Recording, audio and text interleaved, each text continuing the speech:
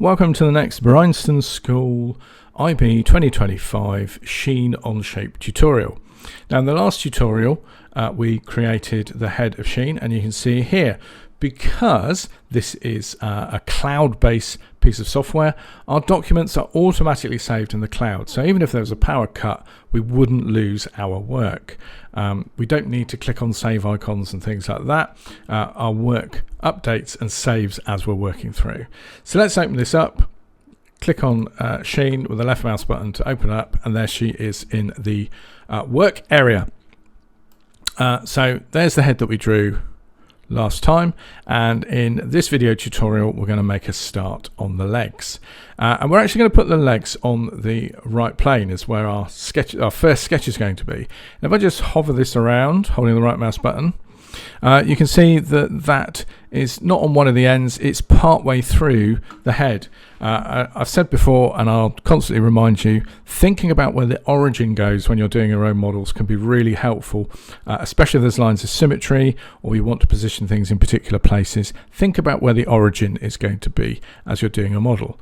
Okay, so I'm spinning that around slightly now. I'm going to hover over the right plane so it goes orange, right click, left click, new sketch, press N for normal 2, and let's make a start with our modeling for today.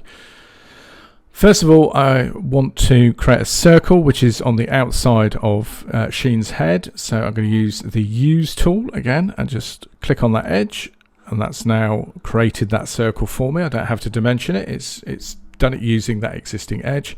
And I'm going to use the line tool, and I'm going to draw a couple of lines. So I'm going to line up with the origin, so I'm on the edge of the front work plane, and I'm going to come across and draw a line, and then from that line I'm going to go up and make sure it clicks onto the circle.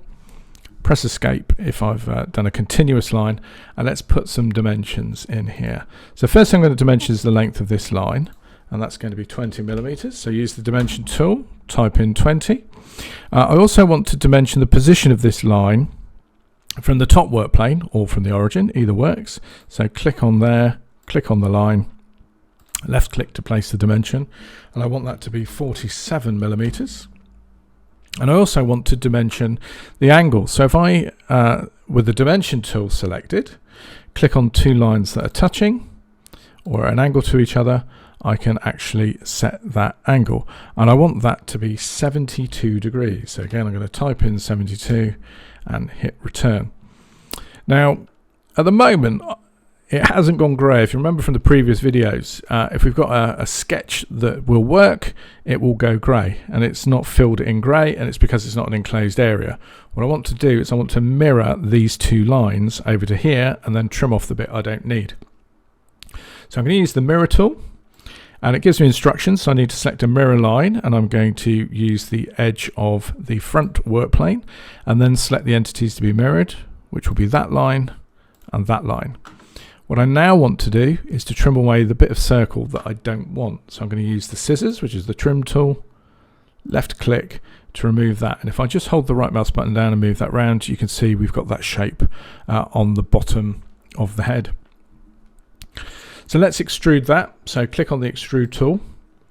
I want that to be 25 millimeters, which is the default. However, I want it to be symmetrical about that right work plane. So if I just spin that round to the side, I can click on the back there. If I tick symmetric, you can see that it moves across. You can also see that it's the same color as the head, and it's adding it. You can see here, it's adding it to the head model. I don't want it to do that. I want it to be a new part. So I'm going to left click on new, and you can see that it's changed color, and over here we have part 2 now. So we've got head and part 2. I'm happy with that, so I'm going to left click to say that I'm happy, and we've got those the starts of the new part. Let's rename that. So right click on part 2, left click on rename, and I'm going to call this legs. Right, let's carry on with the modeling then. Again, I'm going to add to this, but I'm going to add to it on the front work plane. So I'm going to hover over the front work plane, right click, left click on new sketch. Now, for this to work, in the way that I'm showing you. You need to be looking at this in this orientation. So the back of the light is to your right hand side. If that's not the case, you can press N again and it will spin round 180 degrees. Now I was in the right place, I'm going to press N again, flip it back to where I want it, but that's how I want it. With this sketch, I'm just going to draw a circle, so center point circle, and I'm going to line that up in the middle of this block. Now it does want to snap to the edge, that's okay. I'm going to dimension it. So let's put it a little bit low so it's nice and clear, but lined up with the origin. Left click to place the center, left click to place the diameter, and then we use the dimension tool to position that. So from the origin or the top work plane to the center of the circle, I want that to be 47, and I want the diameter of this to be 20 millimeters. So left click to place it, type in 20, hit return. Now I'm just going to spin that around again so we can see what's happening with this sketch. We're going to extrude that 54 millimeters. So click on the extrude tool, change the distance to 54, hit enter, and it previews, but we want it to be symmetric. Now, for some reason, on my demo here, it's selected new. I want to click on add because I want that to merge with part 2. So all the legs, click that, and now let's change color. They're the same part. Left click to say I'm happy. Right, one more piece now. Let's put the main part of the legs in, because at the moment I suppose what we've done is drawn the hips effectively. So this time I'm going to draw on this surface. I'm going to right click to select new sketch, press N, and again I want this in this orientation, so the flat on the left and the curve on the right. What I'm going to do is I'm going to put in a couple of guidelines to start with. So I'm going to use the line tool, but I'm going to use this tool here as well, which makes it a construction line. And I'm going to hover into the middle of this circle until it picks up the middle. I'm going to left click to place the line, come back at about 45 degrees, it won't matter. Left click to place the end, and then I'm going to come forward again and left click to place that end, and then press escape to finish the chain. So I need to put some dimensions on here now. So let's use the dimension tool. Firstly, I want a 45 degree angle between the top plane and this line. Oh. So let's use the dimension tool to do that. So that line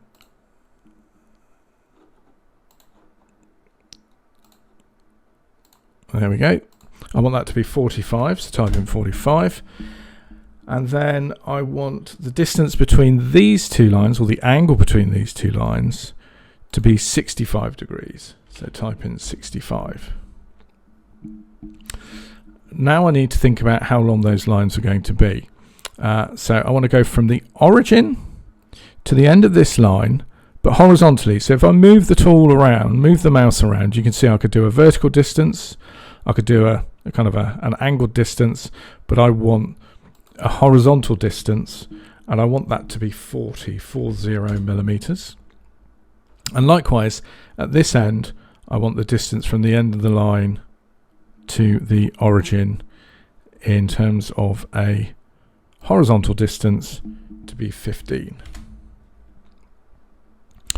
So that's the sort of the main part of the legs mapped out in terms of where we want them. Let's now draw the parts that are going to make up the legs. So I'm going to use the circle tool, center circle tool. First one I'm going to line up with the end of that line and the center of that circle and draw it.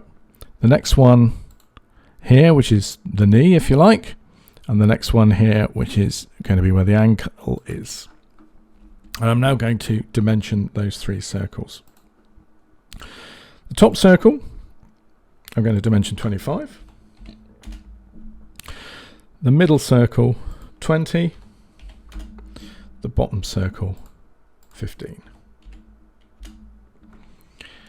And if I just to extrude that now, I'd end up with several different parts that were just different circles. So I need to join those together.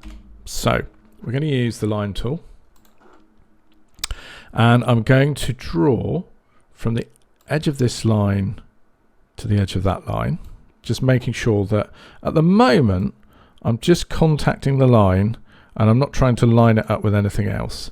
And I'm going to do the same with this one, making sure I'm on the edges, but not worrying too much about where they are.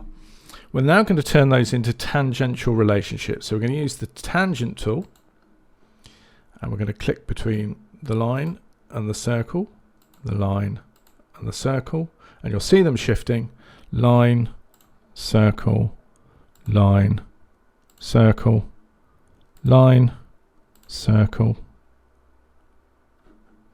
Okay, didn't like that. I think it because it put a slightly different relationship in there. There we go.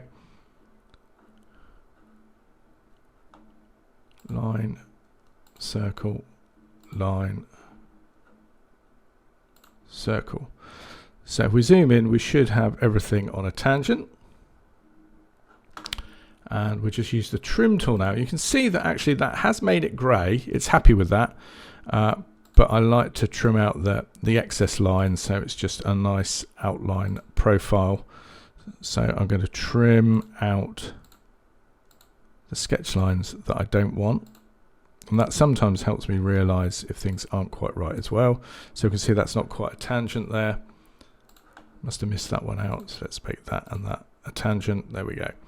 And so we've now got the shape of that bent leg. And that is what we need for the next part. We're not going to extrude that. In the next video, we're going to edit this sketch. I'll show you how to edit a sketch, and we'll put the ankle and the foot on. Thanks for watching. See you in the next video.